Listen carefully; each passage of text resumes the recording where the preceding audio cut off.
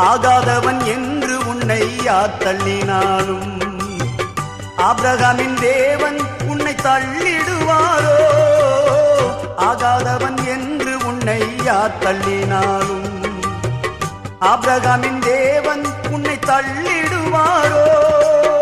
தஞ்சம் என்று வருபவரை தள்ளாத நேசரவே, தஞ்சம் என்று வருபவரை தள்ளாத நேசரவே, அஞ்சிடாதே மகனே மகளே என்று உன்னை தேற்றிடவே உனக்கொருவர் இருக்கின்றார், உன்னை விசாரிக்க துடிக்கின்றார்.